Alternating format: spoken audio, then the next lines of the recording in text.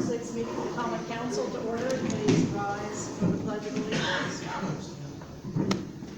I pledge allegiance to the flag of the United States of America and to the republic for which it stands, one nation, under God, indivisible, with liberty and justice for all.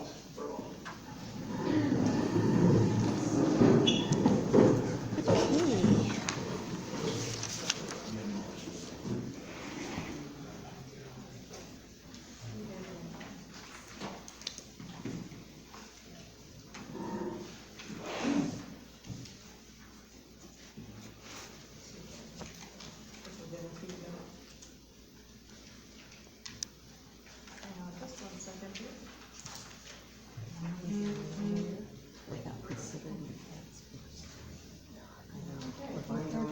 Will you call the roll, please? Sandy Flora, Present. Mike Isley, Via Zoom. Here. Spencer Kingery, Cody Nelson, David Sibley, present. There being a quorum in the room, we will proceed with our order of business. The first order is the review of minutes from the February 6th, 2023 meeting. Are there any additions or corrections to those minutes? Is there a motion to approve? So moved. I'll second.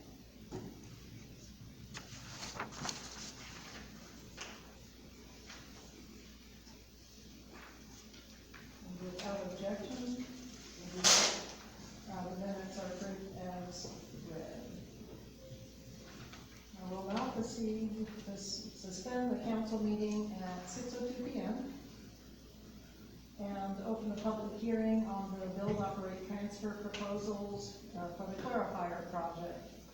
Colin Dale from Public Chairman Seifert, do you wish to present any overview of this? Sure, I have a little, let me grab, kind of take some. And if you wouldn't mind, if you could stand perhaps up here and so that you'll get caught by, by the owl. Yeah, is it right here okay? Debbie, is that all right for you? Sure. All right. Well, then I'll- Where- Just kind of look over here once in a while, yeah. Okay, just to kind of summarize, scoring committee, comprised of Mayor Whirling, Craig Myers, Spencer Kingery, Aaron Lyons, Dan Aldrich, Shane Sickle, and Jason Bell.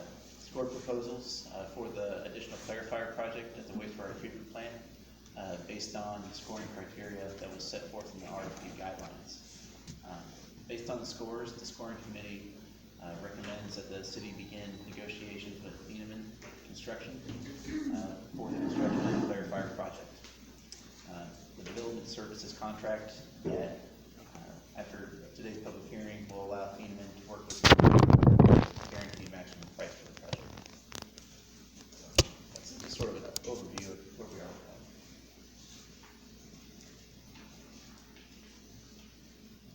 And if anybody has any questions, be happy to answer them.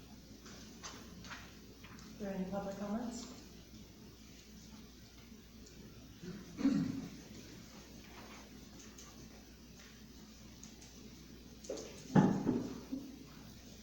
Being no comments, so we will hereby close the public hearing and resume the common council meeting at 6:04 p.m. I would ask the council to suspend the normal order of business and consider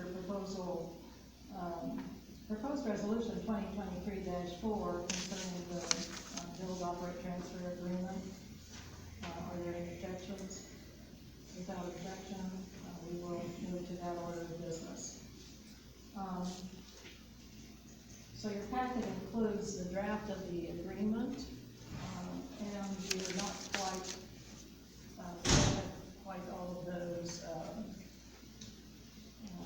well, both attorneys, Attorney Krapina and the city attorney, Mary Robeson, are looking over these agreements at this time. And in order to keep the project moving on a timely basis, I would ask for you to consider proposed resolution which would authorize me to execute the bond agreement with the amendment once finalized by both attorneys, and then proceed with negotiating the guaranteed maximum price.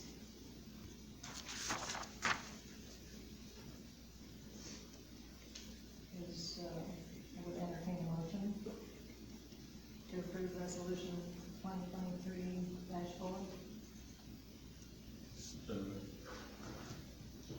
Second. Discussion?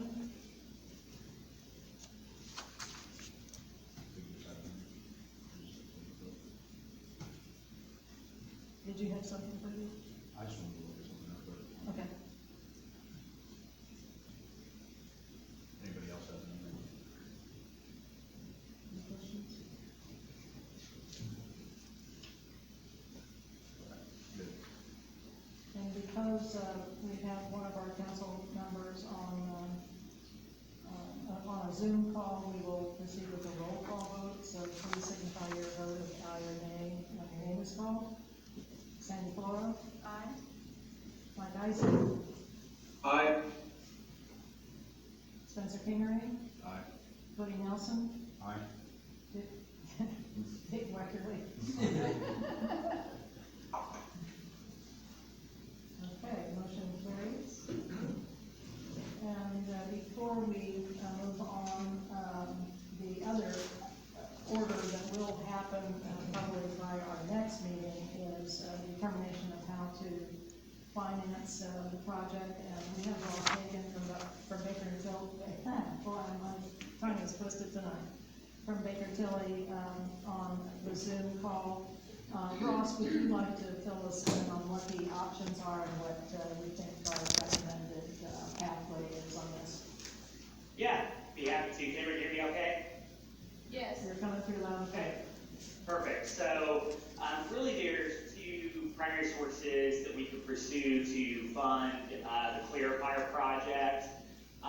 The first source of funding we could pursue is kind of a traditional loan through the Indiana State Revolving Fund, which is what was done with the water projects that have been recently undertaken and completed. So that's kind of the first option, is doing that traditional loan, which would look like a 20-year loan term with the state revolving fund, very similar to the water piece that we did. The second option would be to do what we call bond anticipation notes.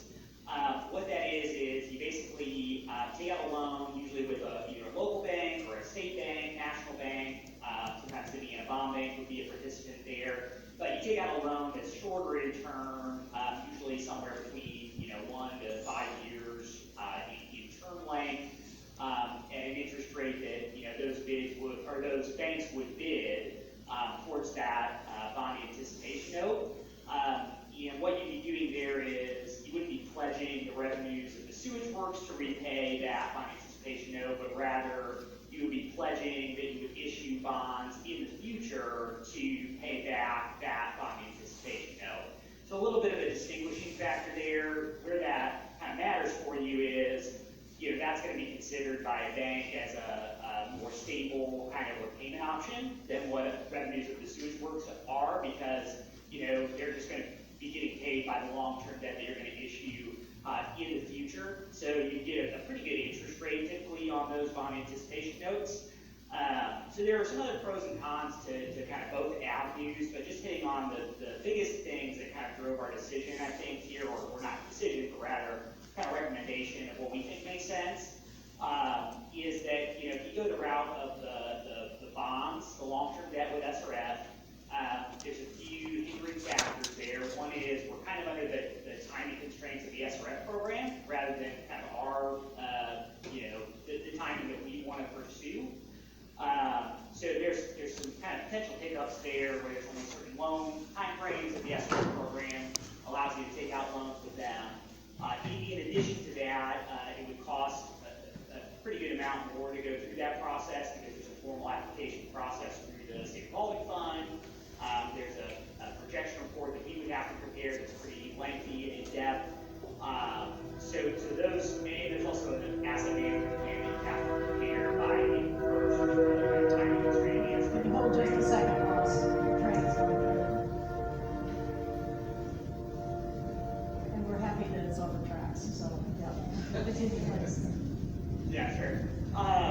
there's some, cost implications there versus bond anticipation note. It's gonna be a pretty small cost to issue, just a little bit of, kind of preparing, request for proposals from banks to kind of take that out to bid. So, much cheaper in that, process as well. And then kind of the third component that I think is pretty relevant is if later on, you move forward with the plan expansion project, the kind of larger project in sewer, we're going to need to issue SRF loans for that project anyway. So how that can work is we issue SRF debt now is we go through that issuance process once, incur those costs, go through those timing constraints, and then, turn right around and do that again, with the additional project. Whereas if we do bond anticipation notes now, what we can do, we confirm this with the SRF program, is when we do that project down the road, we can actually lump together, that project as well as the payoff of the bond anticipation notes.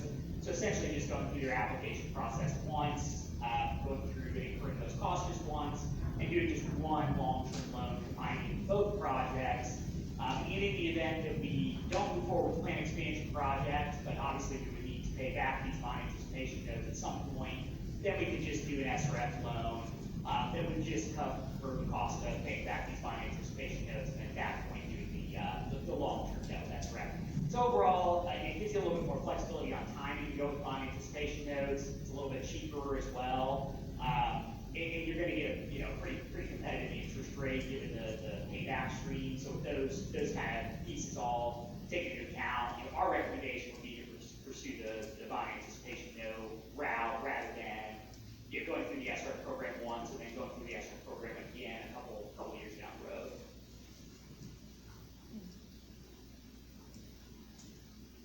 Are there questions for Ross? Obviously, we're not making a decision tonight, although we may, just check for consensus on proceeding, with that stream so that we can, bring, more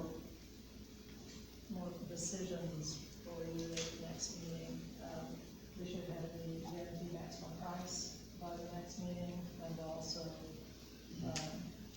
be able to move forward on a financing option. Okay, any questions, concerns? Thank you very much, Ross, appreciate your filling us in on that. Of course, happy to help. So we will now return to the normal order of business, and under the reports, the clerk treasurer Aldrich has submitted the report that was included in your packet, and basically closing out the year. Leanne, do you want to add any comments or summary to your comments? This was the test to see if I read the docket and I hadn't. So I failed. And But you succeeded in getting everything submitted to the state, and that's the key. We did close out our year successfully. And after the year was closed out, we had one hitch. Part of closing out the year was creating W-2s and 1099s. This year of all things, and to add the shortages that we've experienced all over, there's a paper shortage. So our W-2s and 1099s come in at the last minute, probably possible. I stayed up one evening and got them all printed, and we had them distributed on time. We also did the W-3s to show that the state taxes that we had held, state and local balance, and that was uploaded to their website. The 1099 is on Gateway, and our annual financial report was submitted to the Carroll County Common for advertised as required by state code, and our actual financial report was submitted on Gateway by the required date. This year we had a lot more forms. I was going to bring them tonight and show you. I think the forms that I filled out this year stacked up about this high. But we had a lot more additional forms that we had to fill out, and a lot more in-depth questions to be answered on the report. And it's just part of strengthening their ability to oversee the city and know what's going on. The debt affirmation report was filed on time, as well as the franchise fee. And all this that we do that in conjunction with keeping the office running too. So it ends up requiring a lot of extra hours being put in after hours in order to do it, because you can't do it during the daytime when you're doing the business. But it's all got done and it's done correctly, so. Thank you. Are there any questions for Treasurer Aldrich? Thank you. I think we'll delay other reports, postpone those for another meeting. And the department reports were included in the docket, and without objection, this report will be incorporated into the minutes for this meeting. Under unfinished business, presented on second reading is ordinance 2023-2, read by title alone, establishing a code of ethics. Is there a motion to pass ordinance 2023-2 on second reading? So moved. Second. Any discussion? We will now proceed with the roll call vote. Please indicate your vote when your name is called. Sandy Flora? Aye. Mike Isley?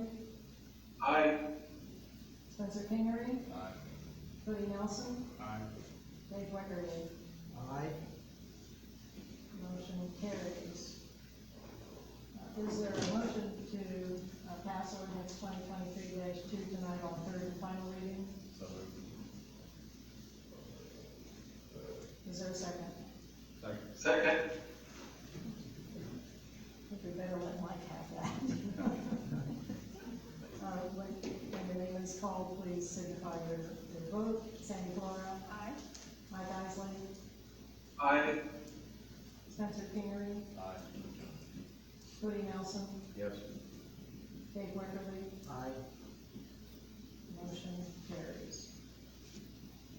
At last month's meeting, Rachel Christensen of HWC Engineering gave an overview of the bicycle pedestrian master plan, which has been months in the making and was prepared under a grant from Indiana Department of Health.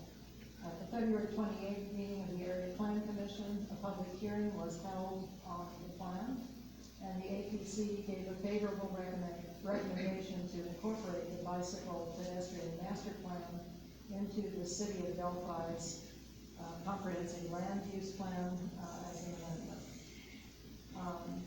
So resolution 2022-3, amending the comprehensive land use plan to include the bicycle pedestrian master plan, is presented for your consideration.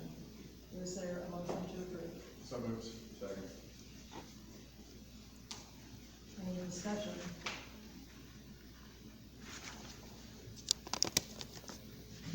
We'll proceed with the roll call vote. Please signify your aye or nay when your name is called. Sandy Flora? Aye. Mike Isley? Aye. Spencer Kingery? Aye. Woody Nelson? Aye. Dave Weckerly? Aye. Motion carries. Next is proposed ordinance 2023-3, read by title alone, establishing a board of parks and recreation, presented tonight on first reading. The ordinance repeals ordinance 2016-7, which replaced the Board of Parks and Recreation with an advisory board and ceded some authority to the Board of Works. The city is completing a 5-year master parks plan, which has been presented to DNR for review.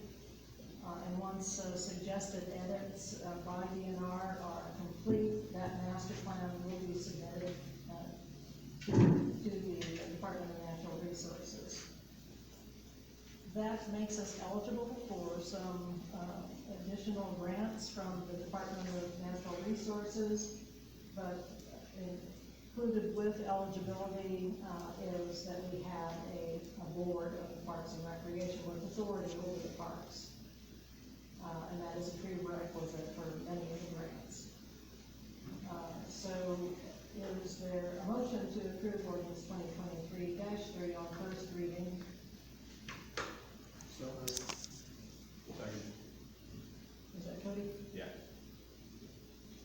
discussion? I have a question on the term. Are you gonna have, okay, it says there's one term, or one, that'll be a one-year term. So is there always gonna be that one-year term, or does it kind of roll over? It's a, Staggered start. yeah, staggered start, so one. Okay, that's what I thought, okay. Okay, that made sense. So Okay, the next person will have to pull. gotcha, okay. That was one of them. Any other questions? Discussion?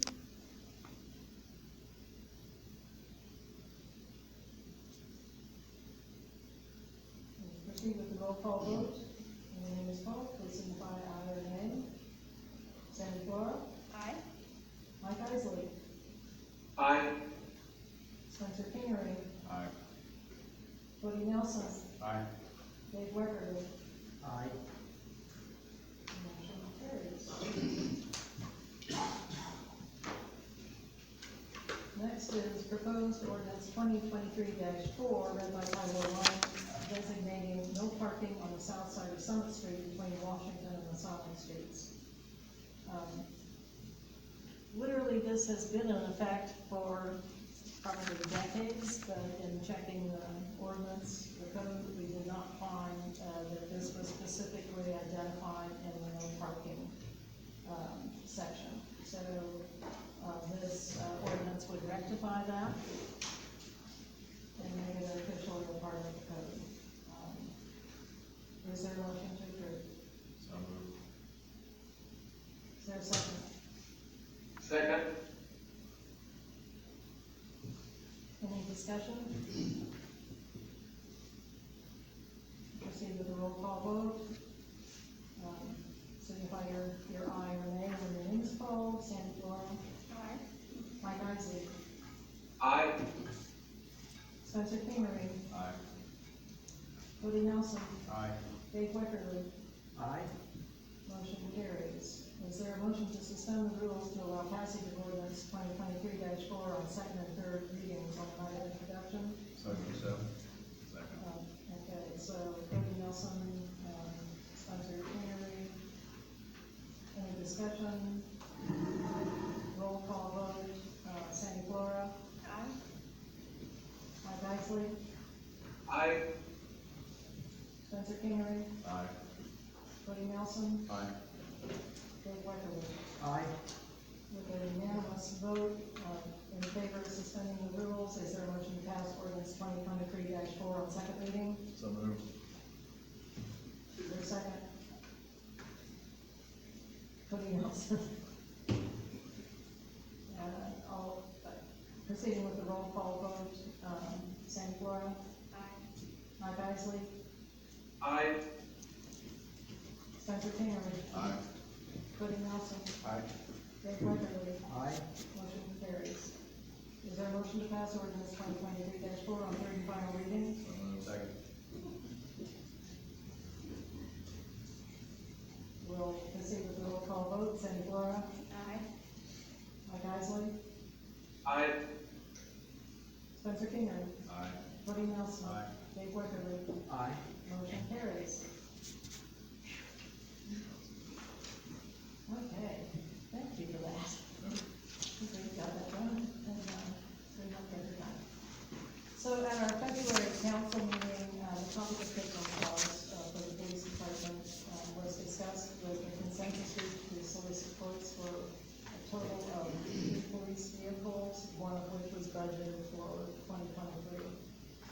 Chief Kane and Sergeant Deckard have created a take-home policy, and they have made some revisions to that, which was presented in their packet tonight. And also quotes for the cars.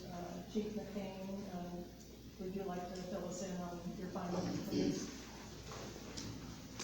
Yes, the 3 quotes that we had for the vehicles, we have one that we have a signed order for through Bloomington Ford, but it's only one vehicle we signed the order last year, and it was for $42,882.25, which was up from last year. Our, just a straight vehicle last year was $33,210, so it went up considerably. But by the time you get, and that also had $1,200 worth of options on it, which included a dome, or excuse me, a spotlight, key fobs, and some other wiring that they do to get them ready for the outfitters.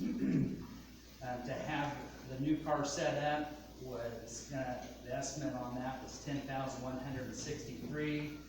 A radio, a mobile radio is $5,300. An average radar, because the ones that we use, there's one that has a faster speed and lower, so I took it in between. There was about $200 difference. It's $1,823. We're going to put in, we'd like to put an AED in all the vehicles. A brand new one's about $2,000. We can get a refurbished one through the factory for a little over $1,100. And that's a defibrillator. Yes, and they're certified in that, but it's just one that's been refurbished. And then a portable breath testing unit, a PVT is $525, and that is with a extended 1-year warranty on it, because they are in our cars with the temperature variance. And then on this one, we added an auxiliary dome light for a total of $62,288.33. I contacted Sam Roberts, who's with Bloomington Ford. He said right now, they really don't know when the Ford's gonna push the new Explorers out. He does have some additional spots that we can, production spots that we can sign up for. But from when I signed the proposal last year to now, Ford decreased the government benefit from a discount of $4,100 to $2,250. So they're costing us more this year, and we still don't know when we're going to get them. It's just kind of hurry up and wait. They're not pushing anything out right now. He said it could be midsummer before, but we don't know. We do have an option. Our outfitter that we use, Move Over Outfitters in Lafayette, he has a outfitter that he is familiar with, that he's bought vehicles from. He's based out of Minnesota, and he has vehicles that we can get delivered here. They're base models and all, and they're $44,000. That includes $500 shipping fee on it, and they'll ship them directly to Move Over, where we get all of our equipment and all we put in. And that price on that is going to be $64,089.48. So the first one's $62,288. If we get 2 more made with a lesser discount, they're going to be $64,211. Or if we get the ones that we can get probably in 6 to 8 weeks from Minnesota, they're $64,089.48. And that's all your equipment and all your graphics. That's everything. So I guess we just need some, if we go that way, which way we want to go. Do we want to go with the state bid and wait on state distributor and wait, or do we want to, which we might be several months, or do we want to go with Minnesota? Those are available now, Minnesota? The Minnesota ones, yes. When we talked to the distributor probably 10 days ago, he said that 6 to 8 weeks is when they would be in Lafayette. And then once they get Lafayette, they're in what they call the queue at our outfitters, and that is just in line to be set up. Is that just specifically for the Ford Explorer? That's for the Ford Explorer, yes. Any options for like Chargers, Durangos, and trucks? No. Because we have the Explorers and all, we like to keep everything uniform that way. And they've been good vehicles for us.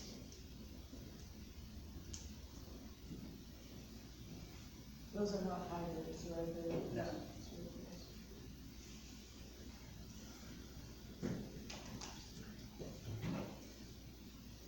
So have we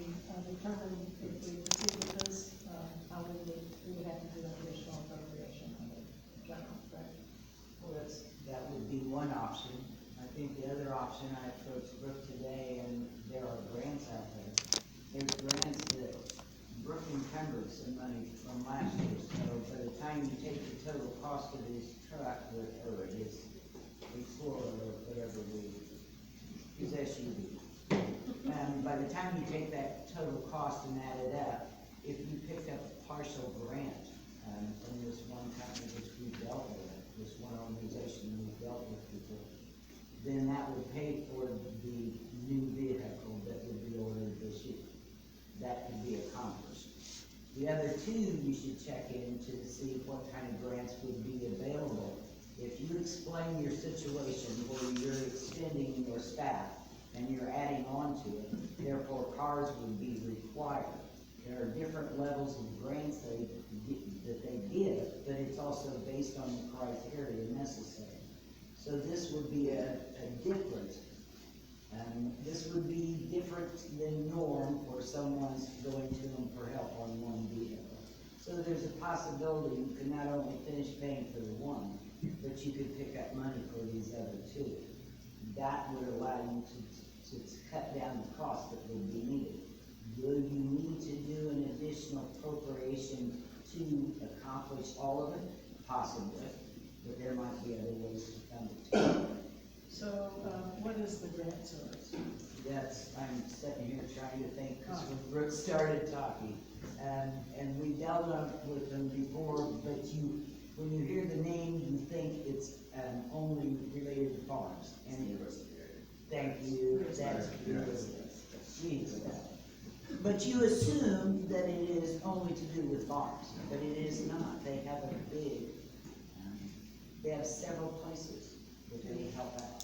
Do we have any idea what the application time? No, we just started talking about it today. If it would decrease the amount of an additional appropriation, then I strongly recommend to you that we need to go ahead. It's not like you're picking up a car tomorrow, you have plenty of time. So if you can cut down this cost with some grants, whether it's one source or maybe two or even three, then those possibilities are out there and they should be looked at. So we have the three that we're talking about for this year. One of them basically already paid for, correct? It's the one that's on order. Yeah.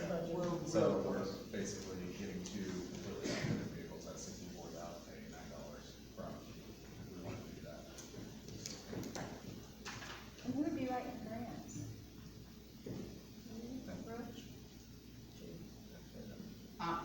The chief would actually fill out the forms and the grant would be, it's a normal grant. It's one that they process. They'll send grant work to us, we would sign it and put it back in and people would check. It would be a normal process, but it should be handled by Brooke Buchanan, the chief of the police.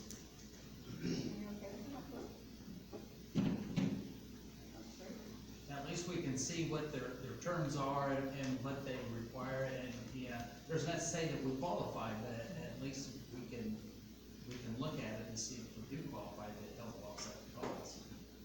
And what's the car rotation looking like for next year? We'll keep everything that we have and we'll need two for next year. Well, two more than what we're talking about now? Yes. That we did that with pipes and one backup. Would there be a break in, the cycle for the car rotation? So if we get two next year, is there gonna be a year we're gonna be off?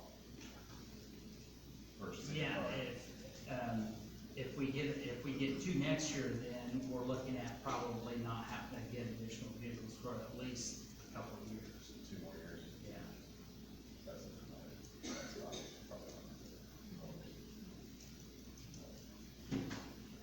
So for action tonight, I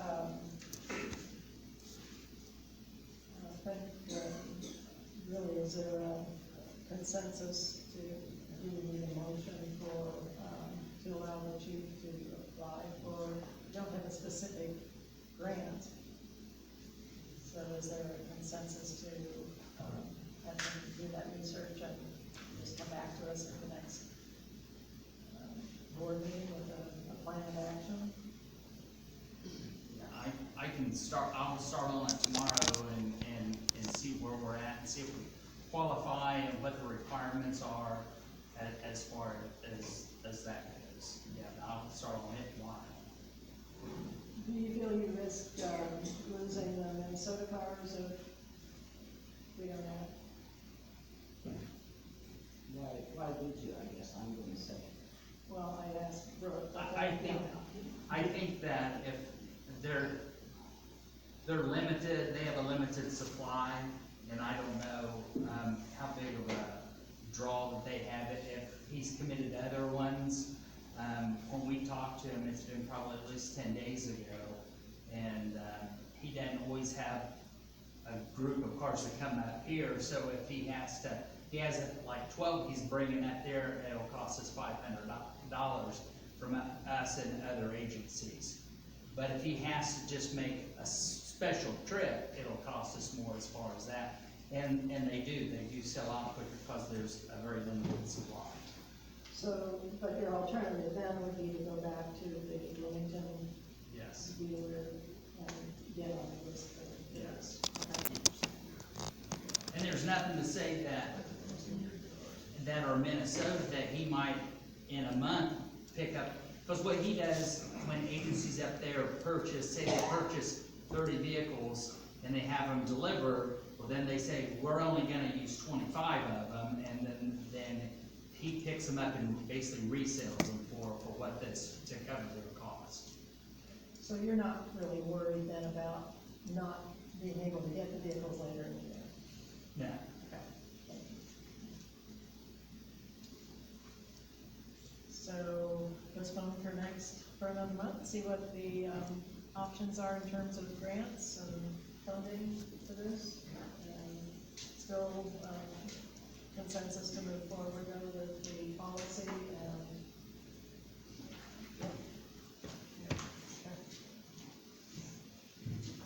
Okay, I think that's the only action we'll take for tonight. Policy good, he said we've got more funding options. Yep, policy is, good to go, and really, if the police department approves the policy, I mean, we can, indicate that, that we're in favor of it being implemented. Is that correct?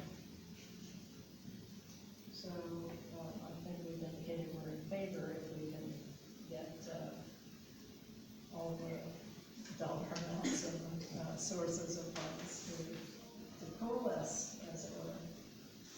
Okay, I think that's it for tonight. Thank you, Chief. Thank you. Okay, finally, I'm pleased to introduce Bob Victor, from the city of Monticello, who has a very innovative program that, they've implemented in Monticello in partnership with, ball manufacturing, and helps to reduce water usage. Yeah, my name's Bob Lindley, and I'm the superintendent of Monticello Wastewater Utility. And in partnership, public-private partnership with Ball Corp last year. Actually, we started in 2021.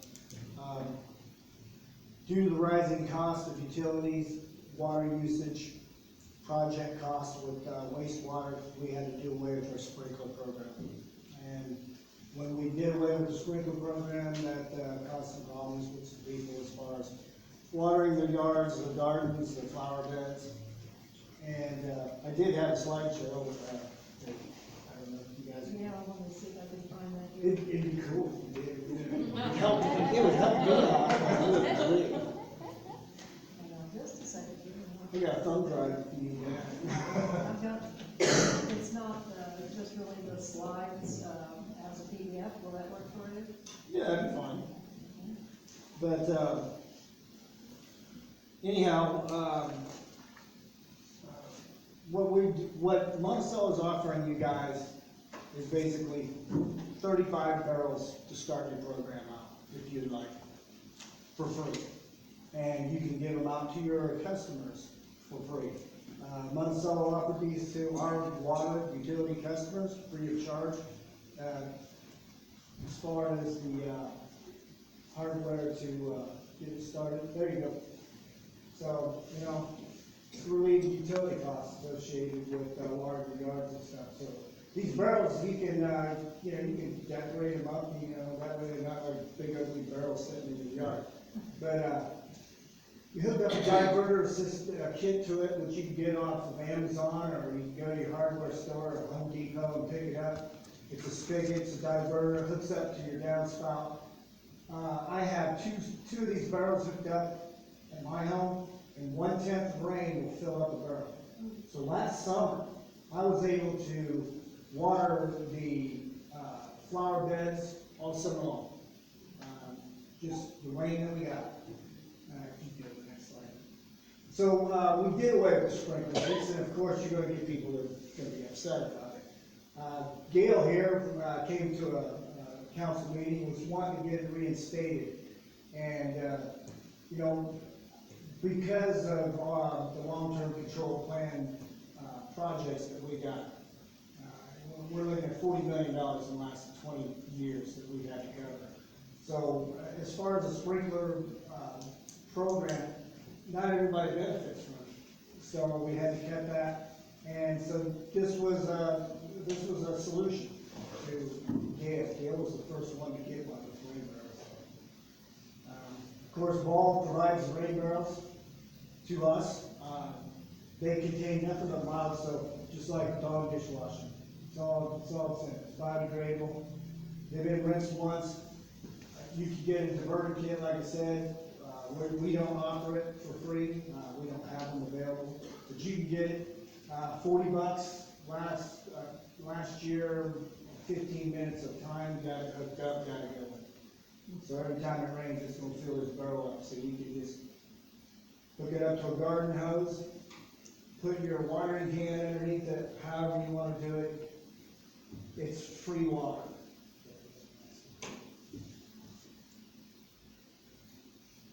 Okay, so we have 2 digital rain gauges in Monticello. I monitor the north end and the south end. In the 10 years, we've only met the average Indiana average rainfall, 41.72. So it's starting to become a trend. I mean, I know it's hard to say that when just the last week we've gotten 4 inches of rain, but we've been getting less rain. So, you know, people are going to need to water their gardens, water their lawns. You know, 1 barrel for your yard, that's kind of close. But, you know, after you get this program started, you know, 1 barrel given to each customer utility, and after everybody got their one, keep track, and then you can go back around and then get another barrel and another barrel. So this is showing residential water usage since we did away with the sprinkler rates, and you can see that the usage has dropped off. Costs a lot of money, you know. It's not only the water that you're paying for, but, you know, it costs a lot for the wastewater. A lot of people don't realize how much money is involved in treating wastewater. And it's usually 2/3 of the cost of what the water is. So, again, that's my system right there. That's the first one that I hooked up. The blue one on the left. My daughter painted that, by the way. I'm not an artist. But, single barrel system, or the one over there on the right, if you look, that is a multiple barrel system this guy hooked up. And so it fills one, it'll go as it rains, it'll fill the next one, fill the next one, fill the next one. He actually hooked a pump system to his. It's hooked up to a remote. We found a pump that's actually DC powered, and we've already talked about it. And having a solar panel up on his roof, charge a 12-volt battery that pumps the pump. So totally, you know, renewable resource. And last year we won the Governor's Award of Environmental Excellence in Recycling Reuse for this simple program of just giving you guys rain barrels. And just, you know, that's less water that's running off into you know, the environment, you know. And hey, simple, it's free, and I will start you guys out with 35. Any excess I have, I'll get a hold of or any of you, you know, we'll figure out a system, and you just come pick them up. How's that? It sounds very intriguing. So we've got a lot of people here tonight. Is this a program that you think you would be interested in implementing at your homes? Yes. Yes. Hey, they look cool. We can probably let Mr. Bontes brothers to paint them for us. So, any questions for Bob? This sounds really great. Thank you so much for taking the time to come over here. Hey, no problem. You're missing a council meeting yourself. Hey, that's, well, I wanted to come to your council meeting. Yeah. So, I thank you for having me, and look forward to working with you all in this program, okay? So is there just like an unlimited supply of these? Right now there is, you know. During the winter, this is your off season, right? So Okay, well, this is what happened. I got 70 of them dumped on me all at once. And I'm also sharing with the town of Monon. So I'm going through Commissioner Jim Davis, and well, we've done this program up in Monon. We started that last year. And I thought it would be great to do our sister city of Delphi and get a program started with you guys, you know? We're all neighbors. Absolutely. So is it well received in Monticello? A lot of people. Yeah, so far, we've got about 250 participating. We're already going through and starting to give people other barrels, you know, more. It is. I mean, they didn't have a choice. I mean, we took, to cover the cost of these sewer projects, which we had to raise our rate 33%, okay? And, you know, you gotta pay for that some way. And if it means doing away with your sprinkler program, because not everybody benefits from that. You know, only the people that are using it. But everybody's being charged that utility rate hike. So, you know. So that was the impetus, I think. That's what got you started on this. Yeah, that's what got me started. Gail, you see, she, like I said, this was during COVID. Towards the end of COVID, I was still doing meetings by Zoom, and she showed up in person, mask and all, asking to have that reinstated. And, you know, basically, you can't. I mean, you know, you guys have big utility financial reports done. You know, I heard a little bit of what that was about. It's about a project, right? Absolutely. Okay, well, those SRFs, those are loans. You gotta pay those loans back. And I heard this guy saying 20 years. Well, how many other projects are gonna come down the line in 20 years? That's a long time. So, you know, this is kind of looking into your future. But not only that, it's renewable. You know, and you're eliminating basically stormwater runoff. That's less water going into your stormwater system, which, you know, you gotta pay for that, you have to keep for that also, so. So Bob, you said 250 right now in Monticello. How many water customers do you have? We have 2,500. So about 10% Yeah. are taking advantage. Yeah, and it's only been going on for a little over a year. This will be like our third season starting this spring. And, you know, we still offer it for the customers of Monticello. Monon's taking advantage of it. And, hey, well, I've got a bunch of extras. Did you prioritize, obviously, we do offer sprinkler credit, we have since, we can figure out 1973. But obviously it affects a very small percentage of the population. And did you offer them, the people who had the sprinkler credit, the first go with the barrels, or how did The entire customer base got out. Yeah, because the entire customer base is the ones that got their sprinkler programs took it away. But you gotta understand, not everybody was taking advantage of it, and then there was people that were taking advantage of it. Think about it. Your neighbor down the road wants to fill his pool. You know what I mean? So he's paying for the water portion, he's paying the wastewater portion. But what about all the other neighbors that don't have a pool? Do you see where that's unfair? So this way, you know, and by the way, that wasn't my deal doing away with this. That was before I took over as superintendent. That's not my decision. That was up to, you know, basically you deal with your financial report. You look at all the construction programs, projects that you're gonna have to fund with these SRF loans, and how you're gonna pay them back. So, this is just a solution. Small, free, no charge. You gotta come and get them. That's kind of. Yeah. You don't see very many solutions that are created, no joke. Yeah. Just pick up the garbage.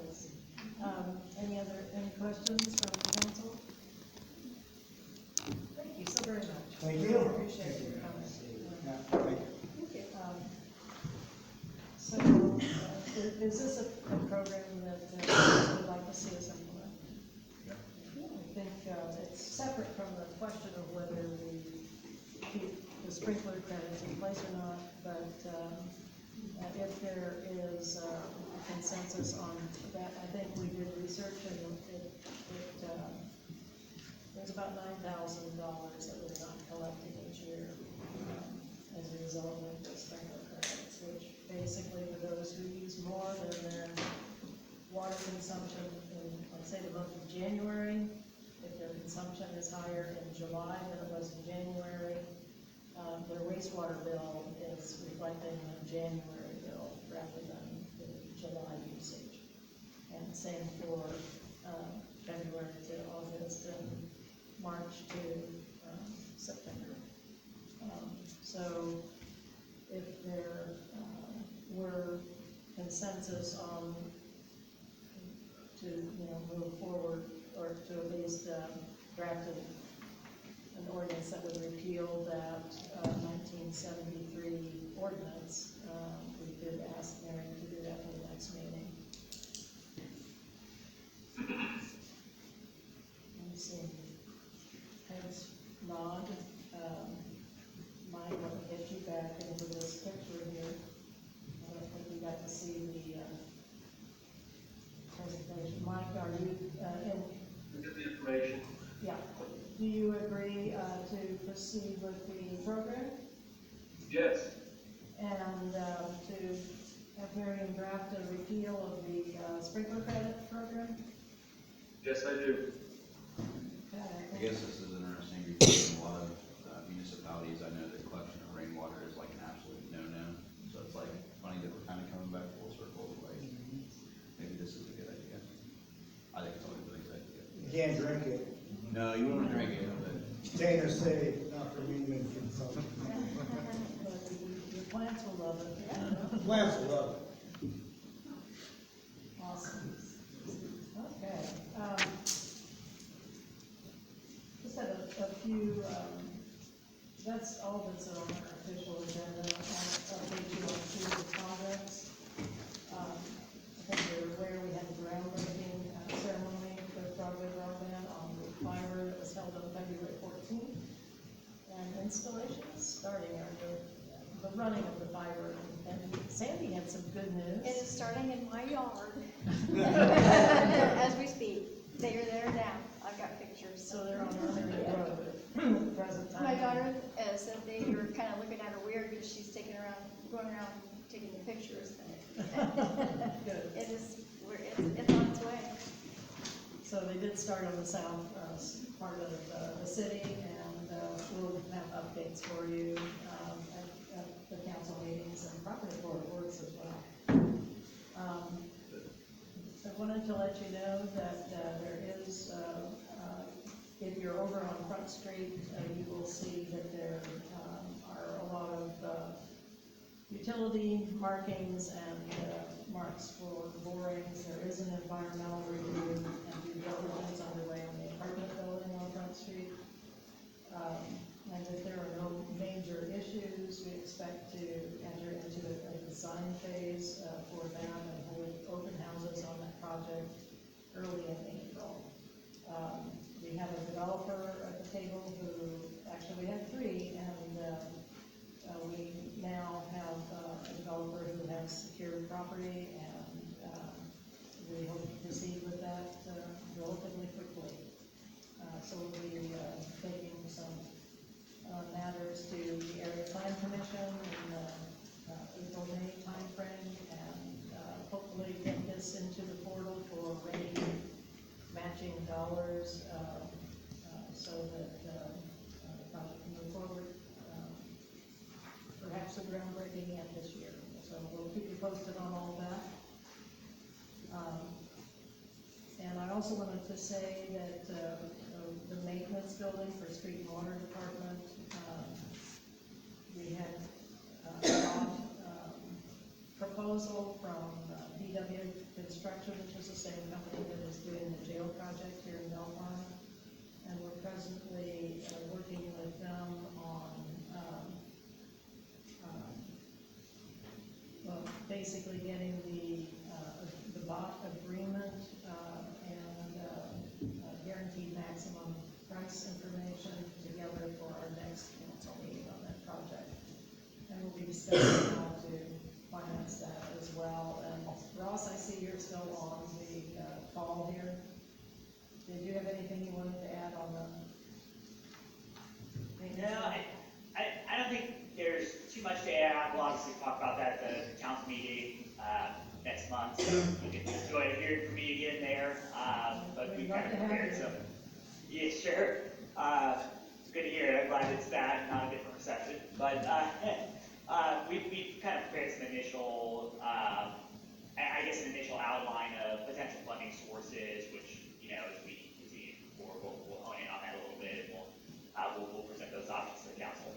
Okay, so you'll be prepared to talk to us at the next meeting in April. I think it's April 3rd. Yep, that's what I have. Very good, thank you. Just a reminder too, that the public discussion on the proposed rental property registration and inspection will be held in this building on Wednesday, March 22nd at 6:30 p.m. So if you're interested in that, please plan on being there. Any other areas the council would like to address?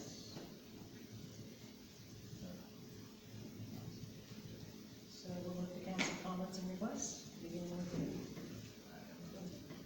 Any other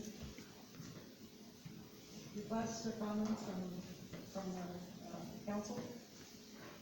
Clerk Treasurer Aldridge? No. Any public comments? And since this is a meeting, would you please state your name and address? Dale Stewart, 222 East Franklin Street. If I could, I'd like to suggest the